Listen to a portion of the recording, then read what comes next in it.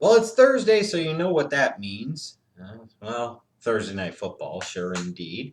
But it's time for the Thursday edition of the Sports slash Fantasy Football Q&A from me, the Schleg Daddy, here on Schleg Daddy TV. Thanks to you guys that took to Twitter at pfspot_Schlegel is the Twitter handle and tweeted your questions to me. Some good ones, and then there were some comments pertaining to something I had posted earlier this week on Twitter that I'll kind of address and clarify because I think some of you need some clarification. So let's get going here. Glorious Sports asks, any suggested lineup changes? I'm in desperate need of a win. I came up short by a point 2 weeks in a row. That sucks. I've been there, bro. I've been there.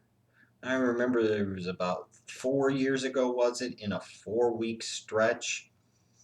I lost four straight by a combined like 2.5 points. So like there was 1 week I lost by a tenth of a point. Another week I think it was like 1.1 points. It was some shit like that. But I always remember that I lost four straight games by a combined total of like 2.6 points and still ended up making the playoffs and making it to the championship game in that league. Sometimes shit happens. But you sent me a screen cap of your roster, and your roster's not bad. You've got Aaron Rodgers, Le'Veon Bell, Jerick McKinnon. Let me look here and see what else you have. So that way I can give some of you guys a perspective of what I'm talking about here with this roster. He's got, let me see here. If it pulls up, there we go. Two wide receivers. I hate two wide receiver leagues, by the way. I think it should be three. But Vincent Jackson and Julian Edelman, yeah, great at wide receiver. You're okay. You got Martellus Bennett. Ben Tate is your flex. The Houston Texans defense. Matt Prater is your kicker. Go to your bench. You've got Alfred Morris, Jordan Cameron, Brandon Cooks, Andre Holmes, Michael Floyd, Brandon LaFell, Bishop Sankey. So this guy's got an okay team. You know, a team that in a lot of leagues should make the fantasy playoffs, but he finds himself at 2-5. But 2-5 is not the end of your season by any stretch of the imagination. And in terms of lineup changes, one change I would make. It looks like this is ESPN though, so I believe they have Denard Robinson just listed as a running back, whereas in Yahoo leagues he's listed as a wide receiver slash running back. The reason I was bringing up his name is because if he had that dual position versatility, you could technically have another running back in your lineup, but have him at wide receiver. And it almost looks like your league is a PPR league. So you could have a running back who catches the ball out of the backfield playing wide receiver in your lineup, if you get what I'm saying. In terms of guys you could probably drop on your bench right now, Brandon LaFell, Andre Holmes, I think you could drop both of them. But before you would do that, I would say you need to send me a list of people on your league's waiver wire. So that way we could see if there's anybody else to maybe go after. Longer term plays, guys like Bryce Brown or Trey Mason, perhaps. But yeah, again, like I said, I need to know more about who's available out there. But I don't want you to panic too much. You shouldn't panic too much. Even though you're 2-5, you just told me, basically 2 weeks ago you were 2-3 and you lost your last two matchups by a point apiece. These things have a tendency to work themselves out. So you got to stay patient, but there are some moves you can make. I know you said you just picked up Ronnie Hillman, and that was a good move. That was a good move. So just send me like another screen cap or give me some names of people available, top players like running backs, wide receivers on your waiver wire, and I'll try and help you out. UF Gator Chomp 93 asks, what did you think of Herm Edwards' 5-year run as a Jets head coach? Did he deserve more time as a coach? I really liked him. Well, you play to win the game. It's about the most memorable thing. I think he had run his course. He got 5 years. He didn't get hose jobbed or anything like that. But I mean, what did he really do with the Jets? Terrible clock management, disappointing seasons, a couple of memorable quotes. I mean, he got a decent run. You also asked, Chiefs win a Super Bowl during Alex Smith's tenure, or Peyton Manning wins two more rings during his career? What's more likely to happen?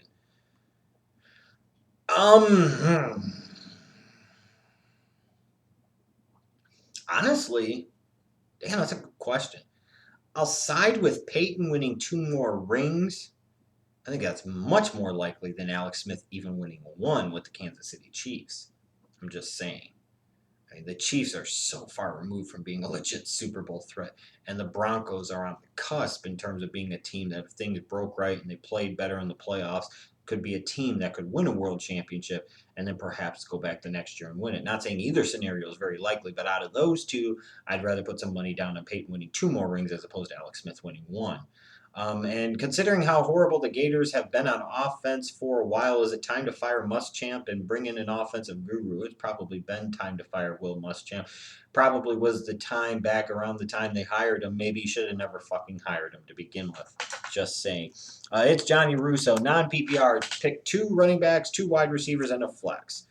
Jock Bell, Denard Robinson, Jerick McKinnon, Ronnie Hillman, Lamar Miller, Darren Sproles, Ahmad Bradshaw, Brandon Marshall, Vincent Jackson, Brandon Cooks, Denard Hopkins, and Doug Baldwin.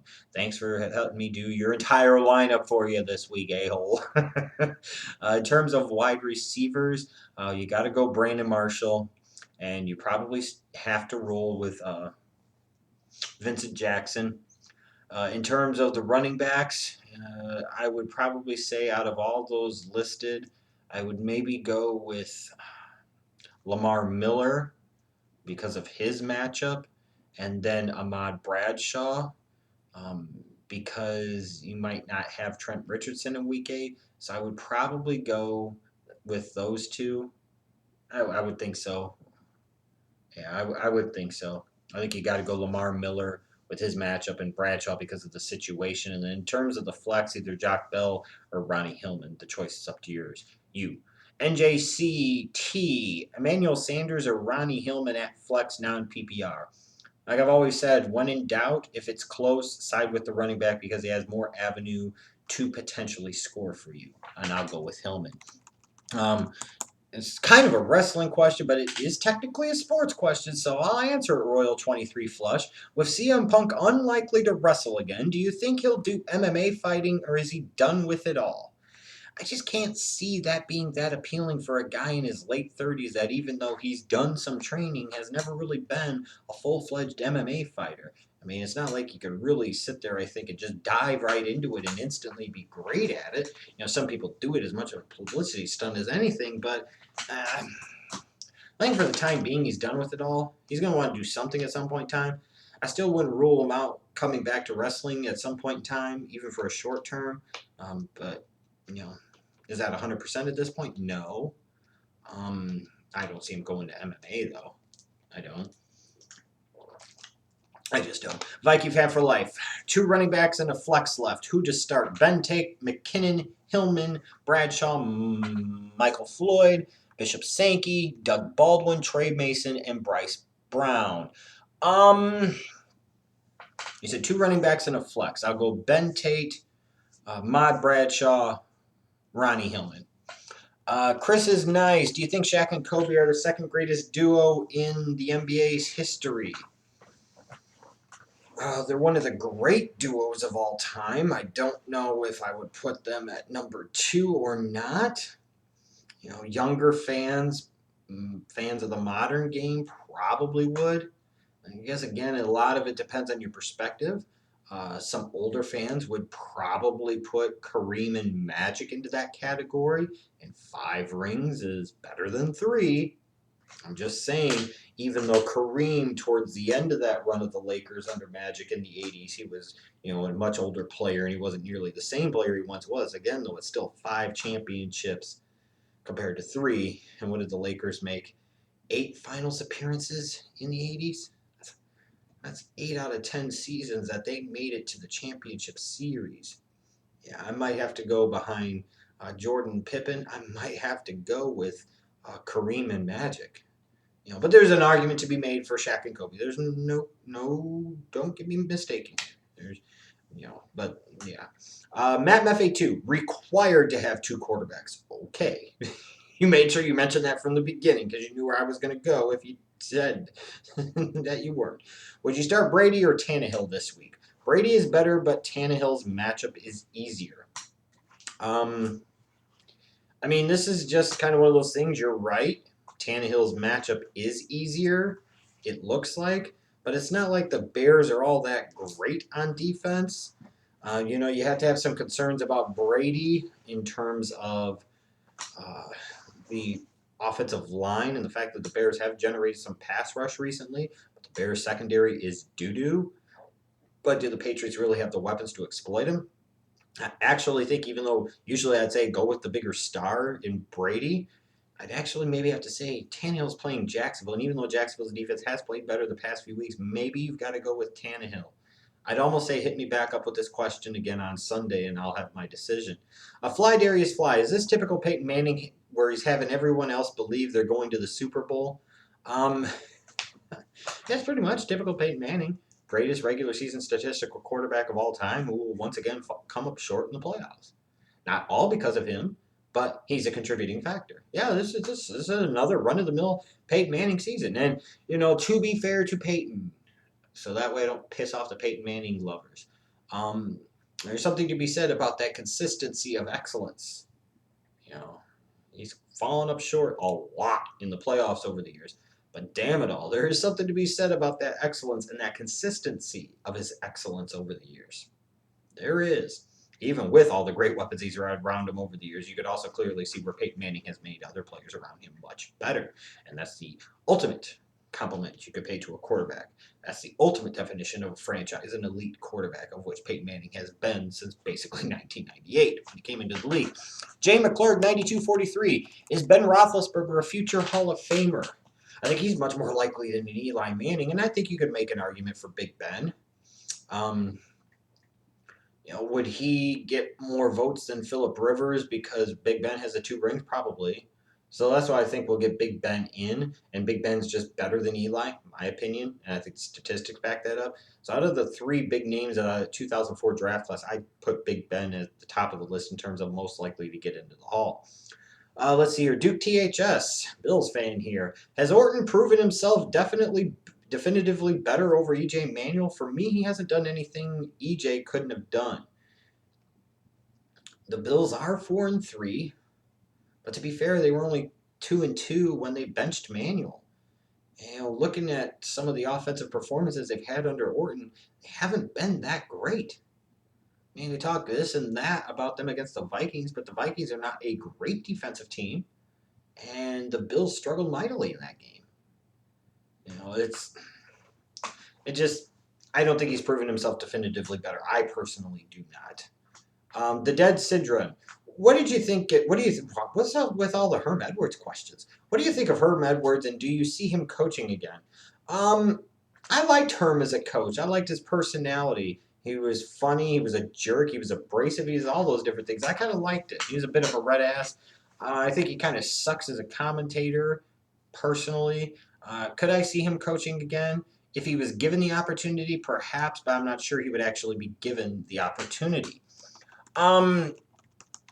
James Carter TV, and this is what I was going to talk about here, is that, and I'm not singling out James Carter TV, because I had posted earlier this week about Jameis Winston, and I've seen a lot of people, when I've done the mock drafts for 2015 so far, etc., talk about Marcus Mariota being a system quarterback. And my counter to that is, and I'm not even necessarily saying this is an indictment on Jameis Winston, because until you hear me or see me give you my grading for Jameis Winston and all of the quarterbacks in the 2015 class, don't presume to know what I think. Keep that in mind. But I'm always a guy that believes, devil's advocate stuff, interest of fairness, let's account for everything. But if you're going to sit there and say Marcus Mariota is a system quarterback, what the hell is Jameis Winston? Keep in mind that Florida State has had 2 quarterbacks go in the first round over the past 4 drafts in Christian Ponder and EJ Manuel, and the results haven't been good. So what makes Jameis Winston so much more special and so much different? I saw one person post, national championship and Heisman Trophy. Okay. And what's your point? That's at the college level. How does that necessarily translate to the NFL level? Also, my bigger point is that if Mariota is a system quarterback, then Winston would be too. And it's not like Florida State has a strong, deep tradition of producing first-round picks at quarterback or NFL franchise quarterbacks. I always thought that was one of the big failures of Bobby Bowden's administration over the years, other than not being able to find a fucking kicker that could kick the ball through the uprights against the U. So my thing is what I'm saying is that this is not a program in Florida State that's known for putting out great quarterbacks. They've had two quarterbacks over the past four drafts go in the first round, and both of them, to a degree, have been bust. What makes Jameis Winston so special? When I see somebody say things like a national championship and a Heisman Trophy, okay, that's nice, but when it comes to the NFL, that doesn't necessarily matter all that much. Who gives a fuck? How do his skills translate? What makes him so much different? What makes him so much more special? On top of the fact you have to take into account Jameis Winston being a complete fucking idiot and all the off the field baggage. He is a tremendously talented player. When I see Jameis Winston, the player that I see a lot is Steve McNair. And when I compare somebody to Steve McNair, I'm saying that as a positive. Okay? But I do think my concern is legitimate, whether people want to agree with me or not. Just saying. Let's see here. What else do we got? History Buff 188. Friend offered me a trade. I give him AJ Green, and in return, I receive Calvin Johnson. Should I take it? Yeah. Because I think at both at their top levels, Calvin Johnson has the potential to produce a little more than AJ Green. Alex Shirley 10. Is Antonio Brown a top 5 wide receiver? He's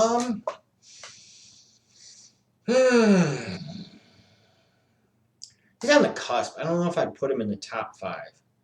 I mean, because let's look at the guys you would definitely put on that list ahead of him, or most likely put on that list ahead of him. And I'm trying to do this off of the top of my head, so if I forget somebody, I apologize. It's not intentional. It's late at night, and I'm just thinking about this right here, right now. Brandon Marshall is better, I think, period. I think Des Bryant is better. I think both AJ Green and Calvin Johnson are better. I think Julio Jones is better.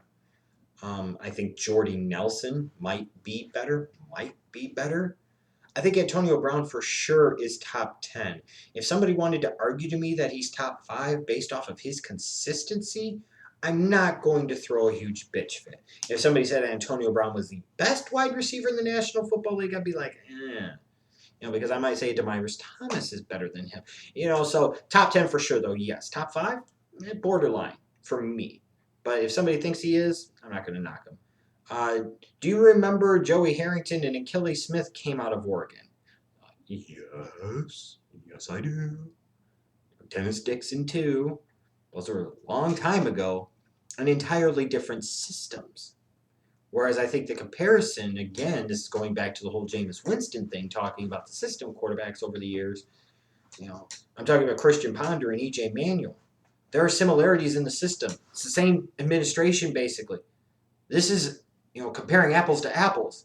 Comparing Marcus Mariota to fucking Achilles Smith and Joey Harrington is not appropriate and is not on the money in any way, shape, or fucking form.